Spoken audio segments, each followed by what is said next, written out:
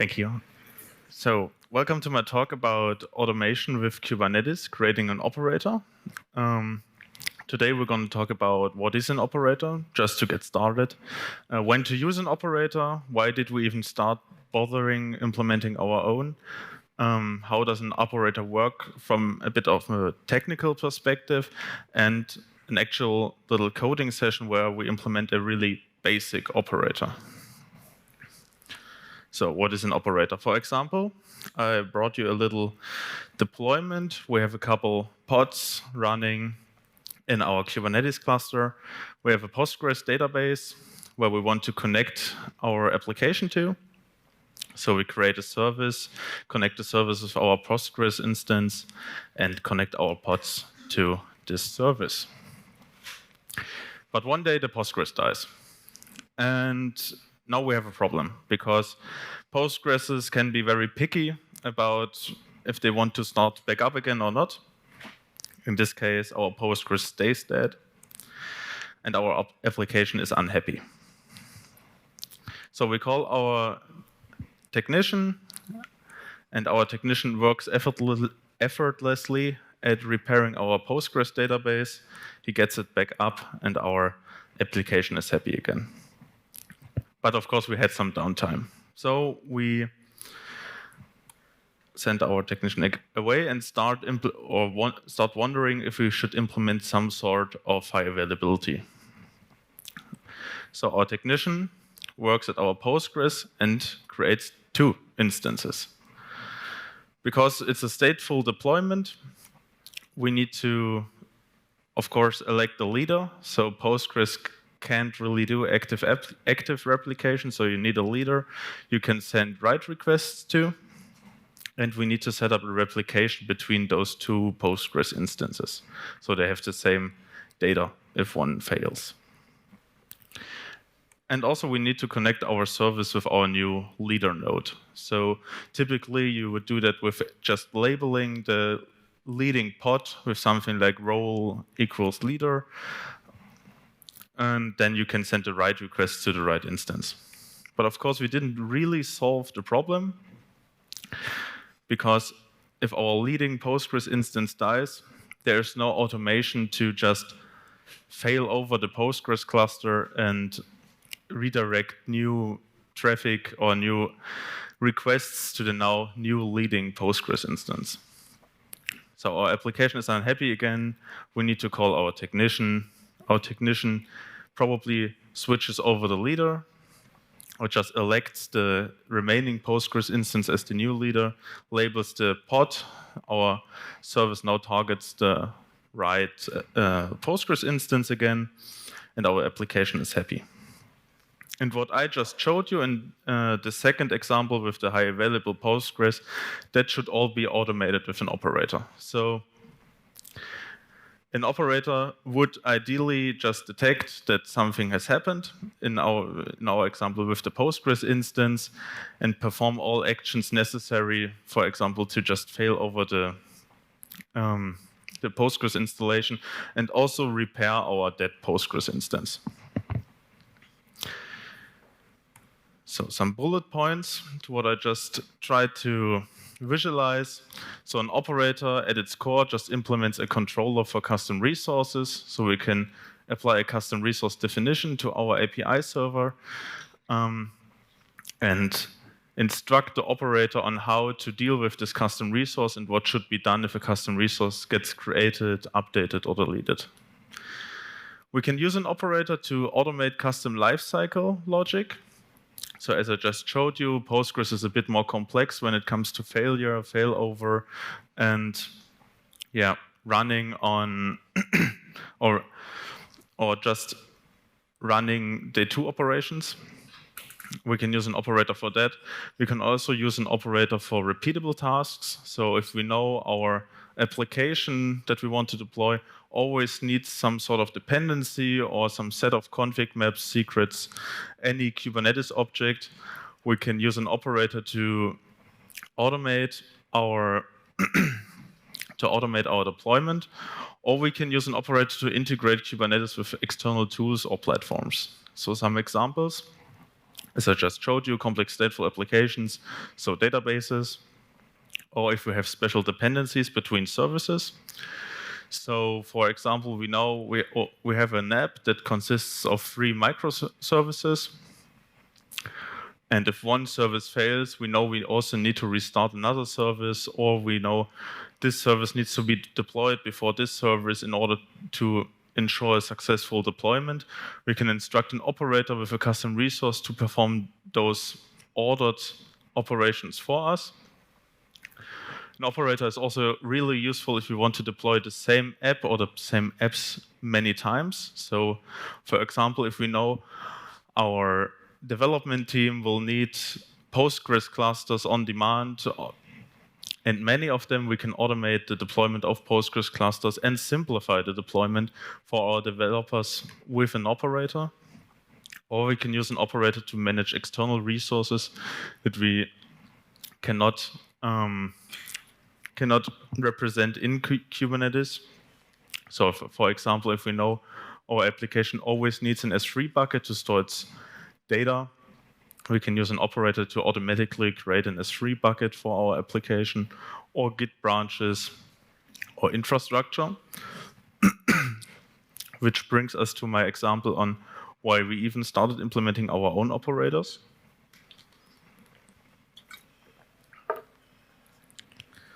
So we have a product called Plus Cloud Open.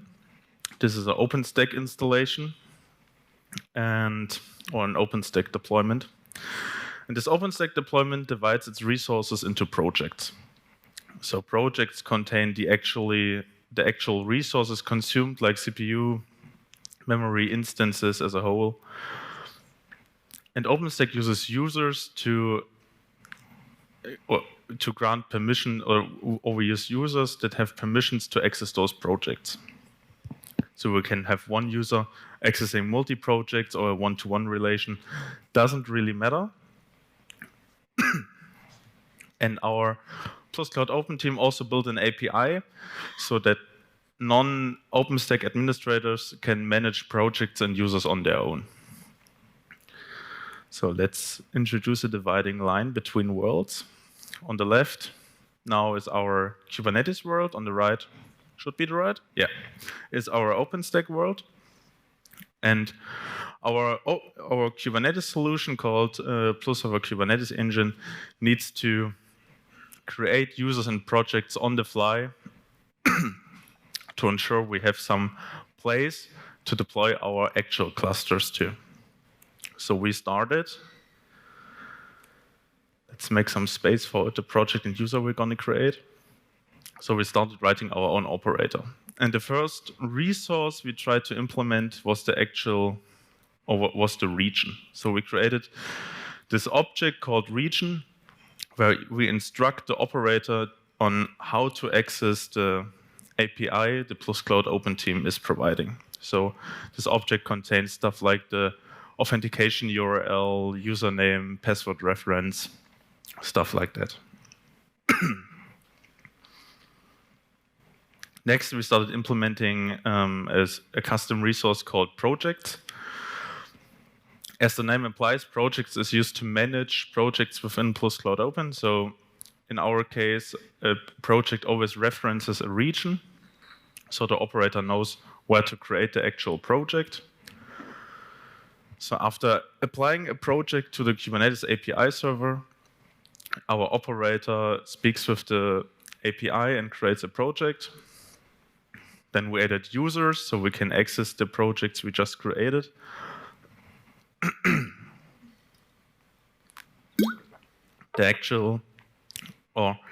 The special thing about users is that they don't immediately create a user within OpenStack, because we wanted to realize many-to-many relations. So we created a third object called user project bindings, which bind users to projects. So users just represent a set of credentials within Kubernetes. And if we apply a user project binding, we can create a relation between a user and a project. And only after we created the user project binding, the actual user gets created in the respective Plus Cloud Open region. So that's an example on why or how we use an operator. A more technical perspective, I hope it's readable a little bit, is this architectural representation I stole from the KubeBuilder documentation.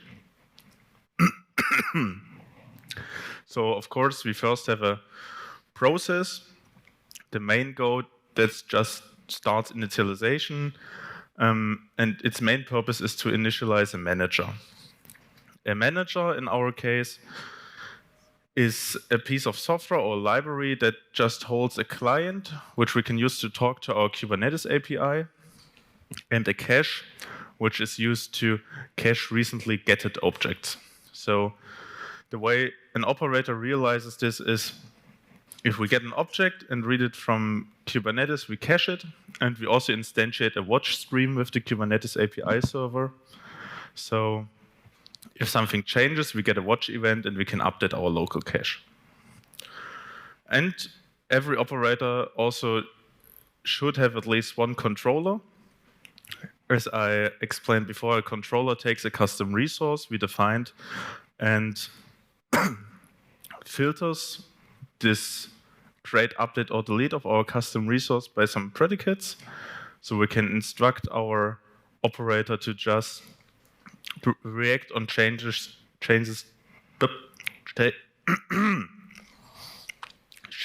to labels or generation versions or stuff like that.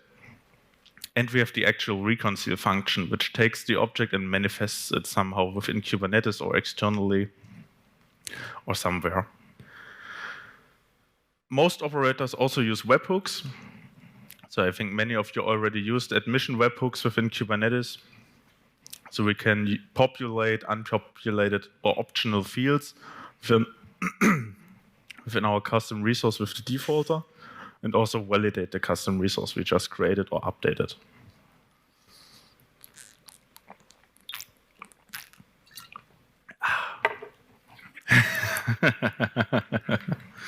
Yeah, my voice is a bit dry, unfortunately. So how do I implement my own operator? So this is the little coding example I tried to prepare. So let's exit this and switch to our terminal. We are going to use a little framework called KubeBuilder, which makes it really easy to get started with operators because it already provides boilerplate code for us, so we don't need to write everything from scratch. So the first thing we're going to do is use KubeBuilder init with a couple flags to initialize our current or our repository. We're going to specify a domain. A domain is just the root domain of our API group we're going to create. So every CRD is in a subdomain of this root domain. We also specify an owner for our copyright and license and stuff like that. And we specify a repository for our Go moduling. So let's run this. And after we ran this command, you see we got a couple files. This is just my snippets, so don't worry about this. We got a little README on how to use this repository. We got config, so KubeBuilder uses customize extensively to deploy its resources. For example, if you look here, we have a basic manager deployment, where already some stuff is set up for us. Also, airbag gets set up for us. So if we want to run our operator in high availability mode, we already have some leader election roles and stuff like that. We also already have a Docker file on how to build the operator. We have a make file where we can instruct a KubeBuilder to generate some boilerplate code for us, to generate a CRD, to build the Docker image, and we have the main Go we just saw in the architectural diagram, where we set up, I hope you see it well, yeah, where we set up our manager. So here we have the controller runtime package imported from Kubernetes, and we instantiate a manager, add some health checks, and set up a signal handler to cleanly exit. We now need to define our custom resource we want to reconcile. For our example, I'm going to create a password custom resource. So we want to give our users an easy way on how to generate passwords within Kubernetes. Not super useful, but I think it gets the point across. So we're going to use kubebuilder create API, specify the API group. So in our case, demo, the version. We're just implementing it, so we are on our alpha version. We may have many breaking changes on our way implementing this custom resource. And we have the kind, so what we will what the resource is called, or what we will specify within our YAML definition.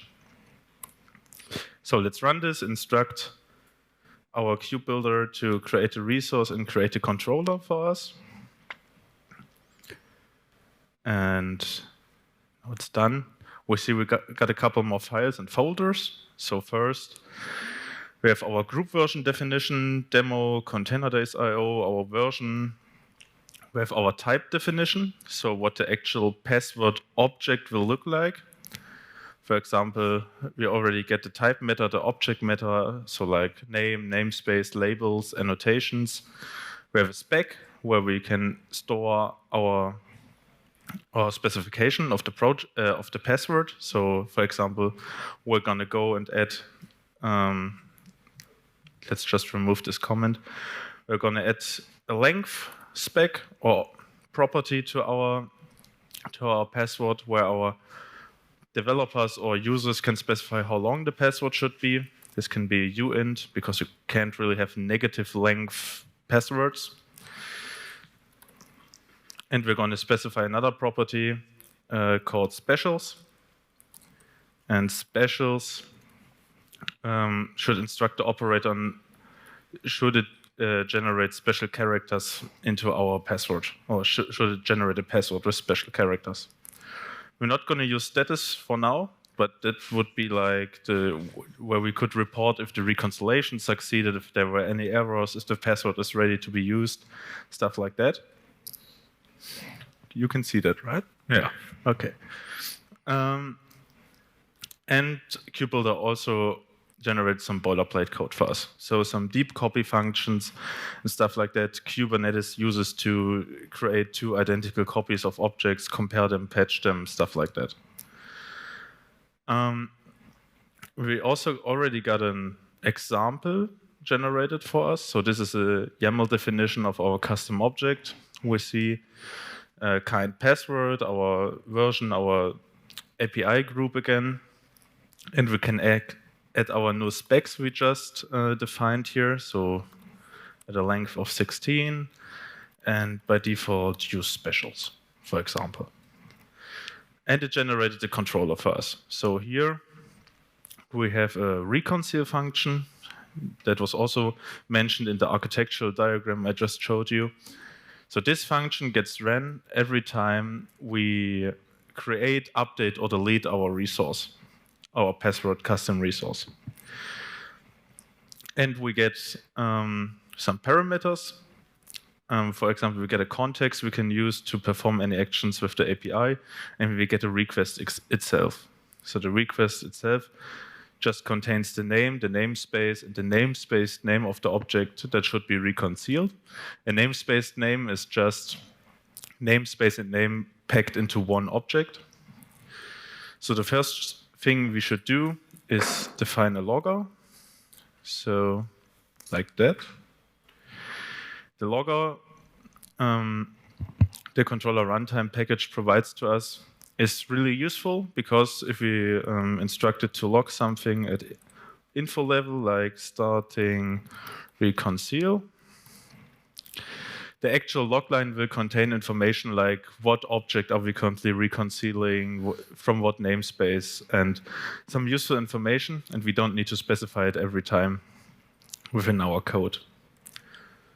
So the thing we should now do is fetch the actual object we want to reconcile. So as I just mentioned, we only have the name and the namespace. So we need to fetch the current version of the object from the API. So we define an object right here, which is a pointer to our password. So we import our v1 alpha1 package we defined above and use password. So this object is a pointer to an empty password struct. And we can now use the utility functions provided to us to read in the actual info from the API server. So we're going to use the client the manager gave to us. We are our password reconciler struct and perform a GET request with the context we get as a parameter and the namespace name and read it into our object. So, of course, we want to catch the error if something happened. So we have two parameters we give back or we return. So first there's a controller result. The controller result struct basically just contains instruction on how to handle this reconciliation request. So we can instruct the operator or controller to just requeue the reconciliation request immediately or requeue it after a bit of time. So if we know our reconciliation failed now, but if we try in 3 minutes because a dependency has finished or something like that, we can use this property to implement that. But we won't. We will not do any of this. We just want to return the actual error. So if we just return the error, our controller goes into some sort of back loop or back off. So it will immediately retry reconciliation. Then after a couple seconds, after a couple minutes, backing off. So now we have the current state from the API server. We can look at the spec, like length and specials. For example, we can now use a library I prepared, or I found on GitHub, which we can import called Go Passwords. Go Passwords can generate high entropy passwords for us. So let's go back to our controller and paste my snippet. So we can instruct it to generate a password of a given length with a given number of digits, number of symbols, so those are the special characters, and instruct it if there should be no uppercases or if the characters can repeat themselves. So of course, we're going to use the length defined in our spec to instruct this library on how long the password should be. And we're going to use the symbols or the number of symbols parameter to instruct if there should be any symbols. So I'm going to do a little hack here. Let's define a variable called number of symbols, which is, for example, 5 by default. And if specials is false, the number of symbols should also be 0. We can pass this in. Of course, this implementation is a bit hacky because if our password is shorter than 5 characters, this will break. But I think for this example, it's good enough. And you shouldn't have passwords with less than 5 characters. So that would be a bad idea. If an error occurred, we're just going to return it again to the controller. Now we have our generated password. This is just a string. And now we can define, or now we want to store our password we just generated. So we're going to use a secret, obviously, within Kubernetes. So we define a new password secret, which is a pointer to a core v1 secret. We're going to define some object meta, so name and namespace for our secret. We have a problem now because the meta v1 definition also has the package name v1, so we have a naming collision, but we can just import it under a different name, like meta v1, like that. And now just use the meta v1 object meta struct. So we're going to define a name and a namespace. Namespace object obviously is just the namespace of our object. And the name should be something like, for example, the name of our password object with generated as a suffix. So object.name, like that. So the secret now is named, for example, example password hyphen generated, and it's generated within the namespace of our password object. Now we can use another handy controller util. So there are many functions the Kubernetes project already provides to us. We're going to use the controller util create or patch function. So this function checks if the object already exists within Kubernetes, and if not, creates it, or if it exists, it just submits a patch request to the API server. So we're going to pass in our current context, the client we got from our manager, the object we are going to create, and something called the controller mutate function. The controller mutate function is used to align the actual data or the state of the object we're trying to create or patch with reality. So, for example, for our case, we just have a secret which is totally empty right now. So we're going to instruct the mutate function to apply some data. So we're going to mutate the data section of our secret, create a new map. So a secret always is a key and a value, so a string and a byte array. And we're going to use the key password and append our generated password as a value. So this is just used to convert a string to a byte array.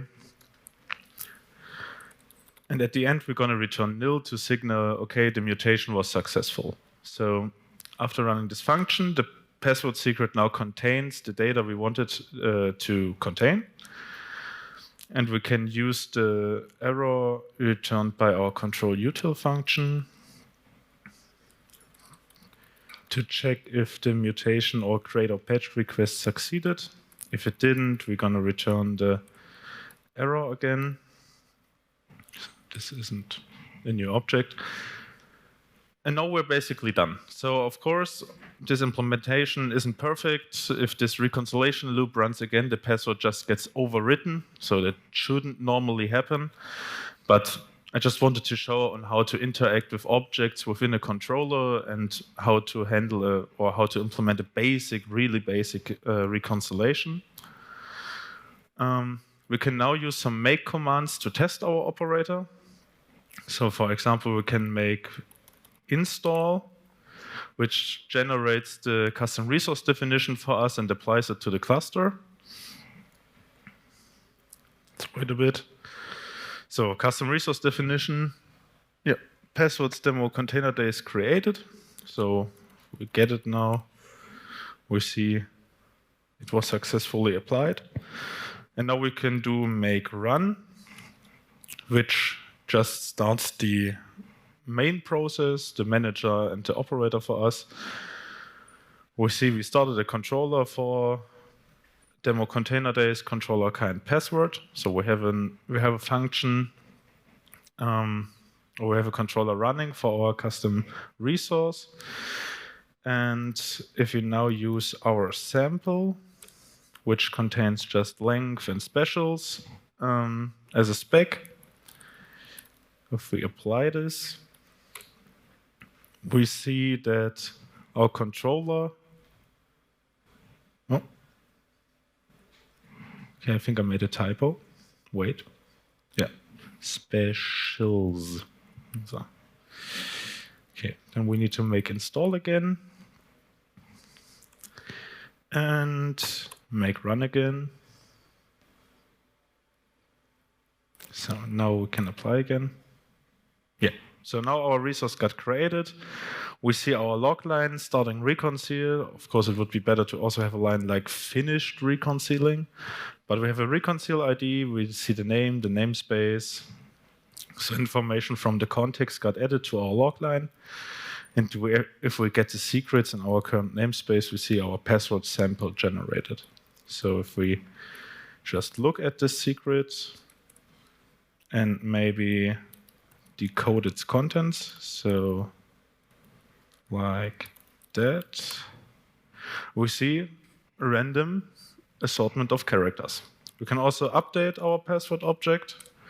So for example, I don't want to use specials because they always break my bash scripts, and I just want to have a longer password instead. I can update this resource. We see another starting reconcile line right here. And if we get the secret, we now see there are no specials anymore, but the secret or the password is longer. Yeah. And that basically shows us that our controller we just defined is working. So back to the last few slides of my presentation. Some shameless self-promotion. If you want to use our Plus Server Kubernetes engine 30 days free, you can scan this QR code or come by at our booth. We have some interesting spec sheets for you. Can just talk to each other a bit. And yeah, you can also stay in contact if you want to. And yeah, that's it. Thanks for attending.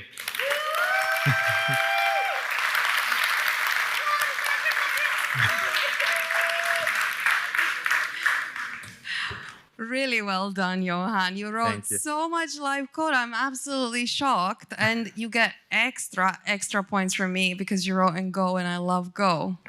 So we didn't receive any questions on Slido, but we have a few minutes. So I'd like to ask if anyone has any burning questions they want to ask live for Johann. I just explained it really well. So there are no questions left. All right, well, you can chat to Johann at the Plus Server booth. And let's give one more huge round of applause for Johann, who did the impossible.